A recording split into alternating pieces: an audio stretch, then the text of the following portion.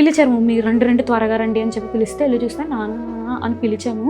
ఆయన ఒక ఏమంటారు బ్రీత్ బయటికి వస్తుంది కదా, అది నేనేమనుకున్నా బ్రీత్ చేస్తున్నారంటే ఏం అవ్వలేదు అనుకున్నా. బట్ నాకు తెలియదు, ఎప్పుడు చూడలేదు అలాంటి, అదే లాస్ట్ బ్రీత్ అని అప్పుడు తెలిసింది.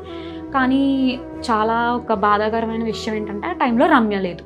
అయ్యో ఏమైంది? తన షూట్ అదే మూవీలో షూట్ అశ్విన్ మూవీలో ఏదో చేస్తున్నారు ఆయన మూవీ, నాకు ఆ క్లారిటీ లేదు ఆయన మూవీయో వేరే మూవీ క్లారిటీ లేదు. బట్ మూవీ షూట్ లో ఉందన్నమాట, తను వేరే స్టేట్ లో ఉంది. నాన్నకు సీరియస్గా ఉందని మేము రాత్రే చెప్పాము. బట్ ఇట్స్ ఓకే, ఏం అవ్వదులే, నువ్వేం టెన్షన్ పడకు, మేము చూసుకుంటాంలే, మార్నింగ్ హాస్పిటల్ తీసుకెళ్ళిపోతాం అని చెప్పాం. బట్ మార్నింగ్ 4 o'clock డాడీ ఇలా చనిపోయారు. ఇంకా వెంటనే కాల్ చేసాం, రేపు భోగి, మా డాడీ చనిపోయారు ఈరోజు సండే, మరుసటి రోజు మండే భోగి, ఇంకా మీరు చూసుకోండి. హైదరాబాద్లో, చెన్నైలో ఇటువంటి ప్లేస్లో మన తెలుగు వాళ్ళు వెళ్ళి అక్కడ జాబ్స్ చేస్తూ ఉంటారు.